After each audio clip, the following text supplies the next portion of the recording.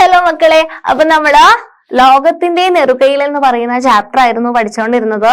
ഇതിനകത്ത് നമ്മള് ഇന്ത്യയുടെ ഭൂപ്രകൃതി അനുസരിച്ചുള്ള ക്ലാസിഫിക്കേഷൻ, ഹിമാലയത്തെ പറ്റി പഠിച്ചു, ഹിമാലയത്തിന്റെ ഡിവിഷൻ പഠിച്ചു, സബ് ഡിവിഷൻ പഠിച്ചു, വെള്ളച്ചാട്ടം എന്താന്ന് പഠിച്ചു, ജോർജസ് എന്താന്ന് പഠിച്ചു, അല്ലെ? അങ്ങനെ ഒരുപാട് കാര്യങ്ങൾ നമ്മൾ പഠിച്ചു. ഇനി നമ്മൾ നോക്കാൻ പോകുന്നത് നദീവ്യവസ്ഥ അല്ലെങ്കിൽ ഡ്രെയിനേജ് സിസ്റ്റം ആണ്. ഓക്കെ, ഡ്രെയിനേജ് സിസ്റ്റം അല്ലെങ്കിൽ നദീവ്യവസ്ഥ. So, Indus, Ganga and Brahmaputra rivers along with their tributaries create the Himalaya drainage system. Okay, നമുക്ക് ഹിമാലയൻ ഡ്രെയിനേജ് സിസ്റ്റം ഉണ്ട്. നദീവ്യവസ്ഥയില് ഇൻഡസ്, ഗംഗ, ബ്രഹ്മപുത്ര, അല്ലെ? സിന്ധു, ഗംഗ, ബ്രഹ്മപുത്ര എന്നീ നദികളും അവയുടെ പോഷക നദികളും ചേർന്നതാണ് ഹിമാലയൻ നീരൊഴുക്കു വ്യൂഹം സൃഷ്ടിക്കുന്നത്. Okay, drainage system, Himalayan drainage system സൃഷ്ടിക്കുന്നത് ഈ മൂന്ന് നദികളും അതിന്റെ പോഷക നദികളും ചേർന്നിട്ടാണ്. As these rivers are rain-fed and snow-fed, they are perennial throughout the year. അല്ലെ? ഇവിടെ എങ്ങനെയാണ് വെള്ളം ഉണ്ടാകുന്നത്? ഈ നദികളിൽ എങ്ങനെയാണ് വെള്ളം ഉണ്ടാകുന്നത്? മഴയിൽ നിന്നും കിട്ടും, മഞ്ഞുരുകിയിട്ടും കിട്ടും. അങ്ങനെ വെള്ളം കിട്ടുന്നത് തന്നെ ഇവ വർഷം മുഴുവൻ നീരൊഴുക്കുള്ള നദികളാണ്. അപ്പം വർഷത്തില് നല്ല വരൾച്ച ഉണ്ടാകുന്ന സമയത്താണെങ്കിൽ എന്ത് ചെയ്യും? അവിടെ വെള്ളം ഇല്ലാണ്ടായി പോവില്ല, അല്ലെ? മഞ്ഞുണ്ട്, മഞ്ഞ് ചൂട് കൂടുന്നതിനനുസരിച്ച് മഞ്ഞ് ഉരുകിയിട്ടാണെങ്കിലും അവിടെ വെള്ളം ഉണ്ടാവും. അപ്പം ചൂടായി എന്ന് വെച്ചിട്ട് അവിടെ എന്താവില്ല, വെള്ളം കിട്ടാത്തൊരു അവസ്ഥ വരില്ല. അപ്പം അവിടെ വർഷത്തിൽ മുഴുവനായിട്ടും അവിടെ ജലം ലഭിക്കുന്നത് കൊണ്ട് തന്നെ എപ്പോഴും എന്താണ്, നീരൊഴുക്ക് കിട്ടും. അതിന് വേണ്ട വെള്ളം കിട്ടുന്നത് എവിടെയാണ്? മഴയിൽ നിന്നും കിട്ടും, മഞ്ഞുരുകിയും കിട്ടും ഹിമാലയൻ ഡ്രെയിനേജ് സിസ്റ്റത്തിൽ. Okay, these rivers have turbulent flow in their mountainous course. അപ്പം പർവ്വത പ്രദേശത്ത് അതിശക്തമായ നീരൊഴുക്കാണ് ഈ നദികൾക്ക്. കുന്നിന്റെ മുകളിൽ എന്താണ്? പർവ്വതത്തിന്റെ മുകളില് നല്ല ശക്തിയിലുള്ള ഒരു നീരൊഴുക്കുണ്ട്. Flooding and channel deviations are common in the plains. അത് പർവ്വത പ്രദേശത്ത്. സമതല പ്രദേശമാണെന്ന് വെച്ചാൽ സമതലം, അല്ലെ? ഒരേപോലെയുള്ള നിരപ്പായിട്ടുള്ള സമതലത്തിലാണെന്നുണ്ടെങ്കിൽ അവിടെ വെള്ളം നല്ലോണം കൂടുന്നതിനനുസരിച്ച് വെള്ളപ്പൊക്കം ഉണ്ടാവും. അതുപോലെ തന്നെ അതിന്റെ ഗതി മാറി ഒഴുകല്, അല്ലെ? അതിന്റെ ഡയറക്ഷനിൽ വ്യത്യാസം വരുന്നതും സാധാരണമാണ്. ഈ നദികൾ പർവ്വത ഭാഗങ്ങളിൽ വീരൂപ താഴ്വരകൾ, ഗിരികന്ധരങ്ങൾ, വെള്ളച്ചാട്ടങ്ങൾ തുടങ്ങിയ ഭൂരൂപങ്ങൾ സൃഷ്ടിക്കുന്നു. അപ്പം ഈ ഇൻഡസ്, ഗംഗ, ബ്രഹ്മപുത്ര നദികളും അതിന്റെ പോഷക നദികളും ചേർന്നിട്ട് എന്തുണ്ടാക്കുന്നുണ്ട്? വി ഷേപ്ഡ് വാലീസ് ഉണ്ടാക്കുന്നുണ്ട്, ജോർജസ് ഉണ്ടാക്കുന്നുണ്ട്, ആൻഡ് വാട്ടർഫോൾസ് ഉണ്ടാക്കുന്നുണ്ട്. So, the river Indus originating from Bokarchu Glacier near the Manasarovar Lake and its tributaries are the important drainage system of the northwestern Himalaya. എന്താ പറഞ്ഞിട്ടുള്ളത്? മാനസ സരോവർ തടാകത്തിനടുത്ത് ബൊക്കാർച്ചു ഹിമാനി, ഇമ്പോർട്ടന്റ് ആണ്. Indus റിവറിന്റെ origin ആണ്. മാനസരോവർ തടാകത്തിനടുത്ത് ബൊക്കാർച്ചു ഹിമാനിയിൽ നിന്നും ഉത്ഭവിക്കുന്ന സിന്ധു നദിയും ഇതിന്റെ പോഷക നദികളുമാണ് വടക്കു പടിഞ്ഞാറൻ ഹിമാലയത്തിലെ പ്രധാന നീരൊഴുക്കു വ്യൂഹം. ഓക്കെ, ഡ്രെയിനേജ് സിസ്റ്റത്തില് നോർത്ത് വെസ്റ്റേൺ ഹിമാലയത്തിന്റെ ഡ്രെയിനേജ് സിസ്റ്റത്തില് ഇമ്പോർട്ടന്റ് ആയിട്ടുള്ളതാണ് ഇൻഡസ് റിവറും അതിന്റെ ട്രിബ്യൂട്ടറീസും. റിവർ ഗംഗ എവിടുന്ന ഗംഗ ഒറിജിനേറ്റ് ചെയ്യുന്നത്? ബൊക്കാർച്ചു ആണ് മറ്റേതെങ്കിൽ ഇത് ഗംഗാ ഗ്ലേഷ്യർ എന്നാണ്. Gangotri glaciers in Gaumukh and its tributaries such as Yamuna, Gaghara, Gandak, Kosi, etc. are the important rivers of Uttarakhand and Nepal. അപ്പം ഗംഗോത്രി ഹിമാനിയിലെ ഗോമുഖിൽ നിന്നും ഉത്ഭവിക്കുന്ന ഗംഗാ നദിയും അതിന്റെ പോഷക നദികളായിട്ടുള്ള യമുന, ഘോഗര, ഗണ്ഡക്, കോസി തുടങ്ങിയവയുമാണ് ഉത്തരാഖണ്ഡ്, നേപ്പാൾ, ഹിമാലയത്തിലെ പ്രധാനപ്പെട്ട നദികൾ എന്ന് പറയുന്നത്. ഇനി ബ്രഹ്മപുത്ര ഉണ്ട്. River Brahmaputra originating from Chemayungdung. Okay, നോർത്തിലേക്കുള്ള നേപ്പാൾ അങ്ങനത്തെ ആ ഒരു സ്ഥലത്തേക്ക് വരുന്നത് കൊണ്ടാണ് ഇങ്ങനത്തെ പേരുകളൊക്കെ കേട്ടോ. നമ്മളിവിടെ കേരളത്തിലാണെങ്കിൽ പെരിയാറ്, പമ്പ എന്നൊക്കെ അല്ലേ പറയുന്നത്. അപ്പം ചെമയുങ്ഡുങ് ഹിമാനിയിൽ നിന്ന് ഉത്ഭവിക്കുന്നത്, അതൊരു ഹിമാനിയാണ്. അവിടെ നിന്നും ഉത്ഭവിക്കുന്ന ബ്രഹ്മപുത്രയും അതിന്റെ പോഷക നദികളായിട്ടുള്ള ദിബാങ് ഉണ്ട്, ലോഹിത് ഉണ്ട്, മാനസ് മുതലായവയുമാണ് കിഴക്കൻ ഹിമാലയത്തിലെ നദീവ്യൂഹം. അപ്പം കിഴക്കൻ ഹിമാലയത്തിലെ നദീവ്യൂഹങ്ങളുടെ പേരാണ് എന്താണ്? River Brahmaputra originating from Chamayungdang Glacier near Manasarovar Lake and its tributaries such as Dibang, Lohit, Manas etcetera are the drainage system of the eastern Himalaya.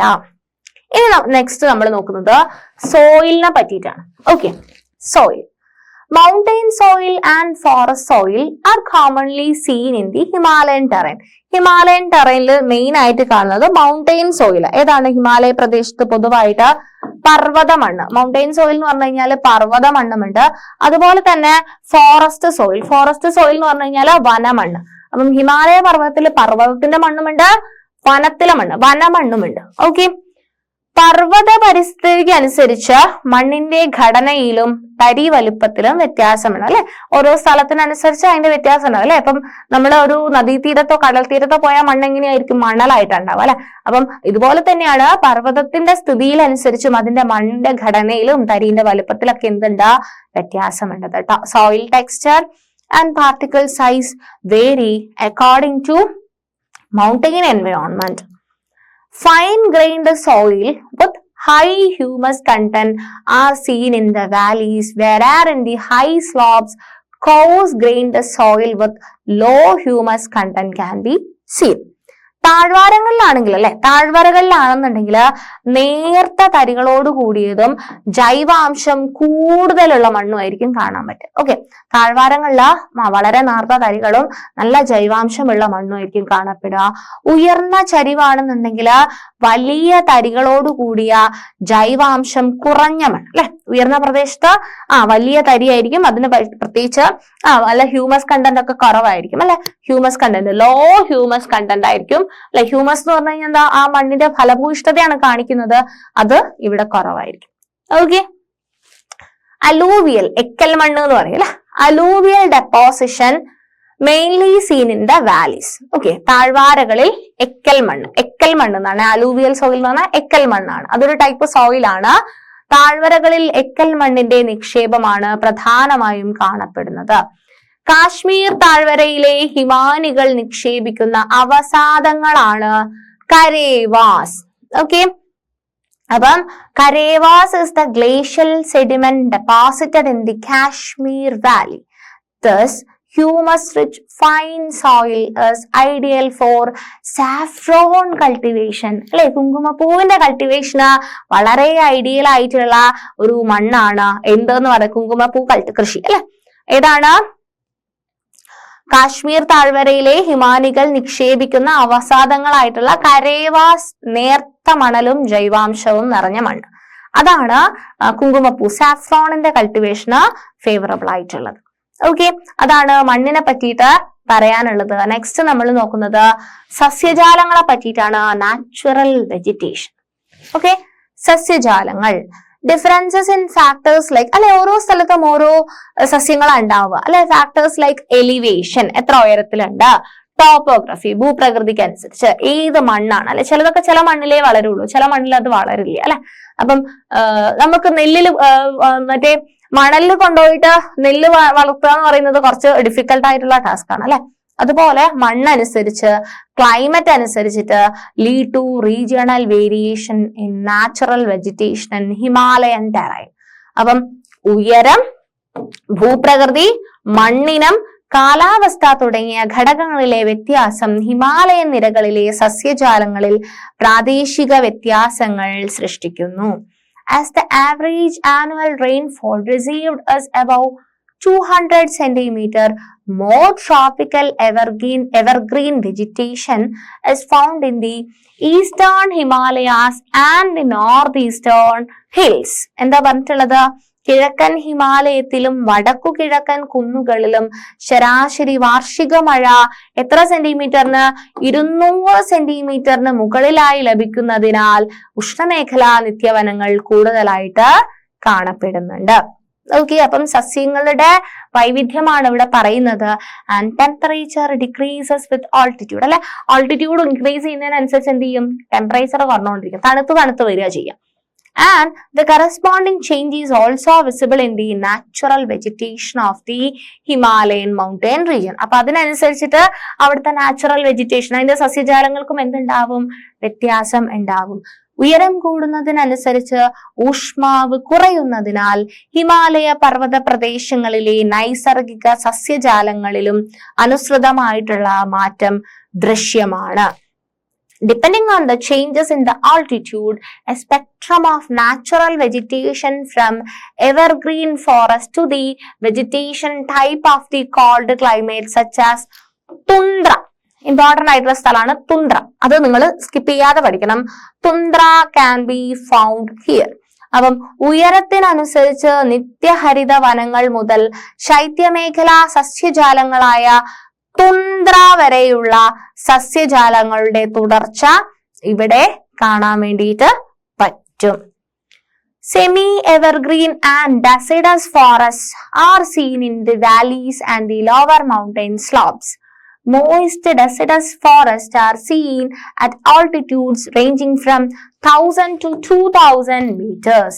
Coniferous tree varies such as pine and deodar grow more along the mountain slopes. അവിടുത്തെ importance ആയിട്ടുള്ള പ്രത്യേകതകളാണ് നമ്മൾ ഇവിടെ പറഞ്ഞുകൊണ്ടിരിക്കുന്നത്. So താഴ്വരകളിലാണെങ്കിലും ഉയരം കുറഞ്ഞ പർവ്വത ചെരുവുകളിലും അർദ്ധനിത്യ ഹരിത വനങ്ങളും ഇലപൊഴുകും വനങ്ങളും കാണപ്പെടുന്നുണ്ട്. എവിടെ മുതലാ? 1000 മുതൽ 2000 അല്ലെ 1000 മുതൽ 2000 മീറ്റർ വരെ ഉയരത്തിൽ ആർദ്ര മിതോഷ്ണ വനങ്ങൾ കാണാൻ പറ്റും.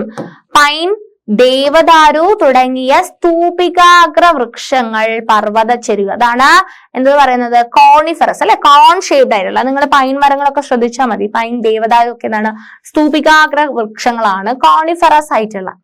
ഓക്കെ, അത് പർവ്വത ചെരുവുകളിൽ നമുക്ക് കൂടുതലായിട്ട് കാണാൻ വേണ്ടിയിട്ട് പറ്റും. Shrubs such as junipers and rhododendrons grow at higher altitudes, whereas in the highest altitude alpine meadows are seen. അപ്പം പ്രദേശത്തിന്റെ ഉയരം കൂടുന്നതിനനുസരിച്ച് ഉയരം കുറഞ്ഞ നല്ല ഹൈറ്റിൽ പോകുന്ന ഏറ്റവും ഹൈറ്റിൽ അതിനേക്കാളും ഹൈറ്റുള്ള മരമാണോ ഉണ്ടാവുക? അല്ല. പ്രദേശത്തിന്റെ ഉയരം കൂടുന്നതിനനുസരിച്ച് ഉയരം കുറഞ്ഞ സസ്യങ്ങളായിട്ടുള്ള ജൂനിപ്പർ, റെഡോഡെൻഡ്രോൺ എന്നിവയും, ഏറ്റവും ഉയർന്ന പ്രദേശങ്ങളിൽ ആൽപൈൻ, പുൽമേട് അല്ലെ, ഏറ്റവും ഹൈറ്റുള്ള മരമല്ല ഉണ്ടാവുക, പുൽമേട് ഉണ്ടാവുക. ഓക്കെ, സോ ഏറ്റവും ഉയർന്ന പ്രദേശങ്ങളിൽ ആൽപൈൻ പുൽമേടുകളുമാണ് നമുക്ക് കാണാൻ വേണ്ടിയിട്ട് പറ്റും. സോ ഇത്രയും കാര്യങ്ങളാണ് നമുക്ക് ഈ ഒരു സെഷനിൽ ഡിസ്കസ് ചെയ്യാനുണ്ടായിരുന്നത്. എന്തൊക്കെ കാര്യങ്ങളാണ് നമ്മൾ ഈ ഒരു സെഷനിൽ ഡിസ്കസ് ചെയ്തിട്ടുണ്ടായിരുന്നത്? ഹിമാലയത്തിന്റെ പ്രത്യേകതകൾ, അവിടെ കാണുന്ന സസ്യങ്ങള്, അവിടെ കാണുന്ന പല കാര്യങ്ങളുമാണ്, സോയിൽ എങ്ങനത്തെയാണ് എന്നൊക്കെയാണ് നമ്മൾ ഈ ഒരു സെഷനിൽ ഡിസ്കസ് ചെയ്തിട്ടുള്ളത്. ഇനി കുറച്ച് ജീവജാലങ്ങളെ കൂടി പറയാനുണ്ട്, അത് നമുക്ക് നെക്സ്റ്റ് വേറൊരു സെഷനിൽ ഡിസ്കസ് ചെയ്യാം. താങ്ക്